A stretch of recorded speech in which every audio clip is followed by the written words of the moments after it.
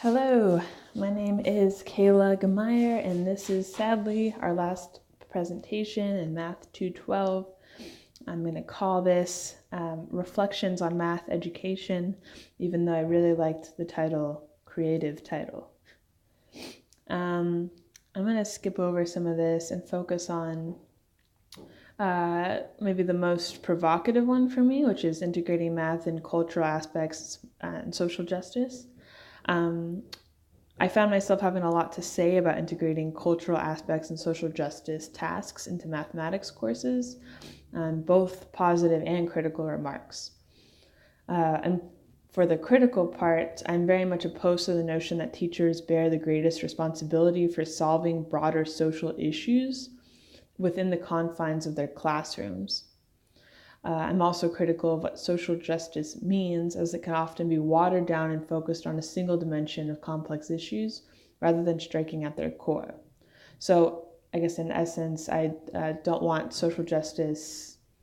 I don't even like that term, honestly, but I don't want the aspect, the fight to create a more socially equal world to kind of be watered down or considered in a narrow sense.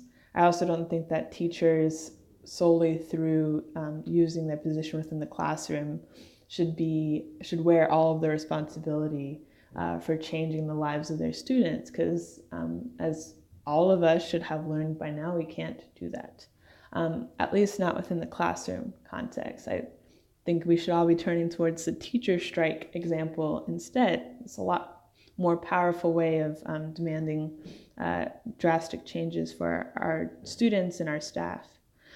But anyway, I do think on the positive notes that it is interesting to consider how we can create lessons based upon which students we have in our classroom, conscious of where they're coming from, what they're bringing with them, and what they want to learn. And one aspect of that is with immigrant students who compose big portions of our public schools today. And thinking about how that can apply to math, we can use international context for problems. For example, though, if the world was a village, one that we did. We can also use different kinds of foods and names and places than just our go-to pizza, Bob, and store or restaurant problems. And then finally, understanding different ways of doing math and a chance for everyone to learn from and with one another, regardless of how they're approaching certain problems. And then from this class, I want to remember different kinds of division and multiplication problems. I think it's important for us to consider these when we're formulating our word problems and how we're going to bring out each problem-solving strategy through the context that we set up. Second one is fractional thinking. It's very challenging, but kind of gives us puzzles to work with and apply just the act of critical thinking, even if we're not going to be using fractions in our day-to-day lives, although I would argue that we do.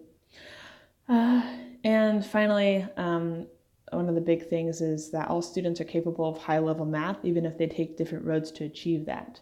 Do not underestimate, especially the students who might be slower, more quiet, and restless. They're not stupid. I think it's important to consider, especially since a lot of research shows that teachers give the most attention to students who are already achieving at a higher level.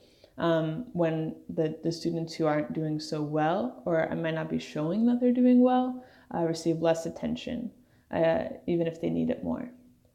Okay, and that's it. Thank you. Good luck with everything.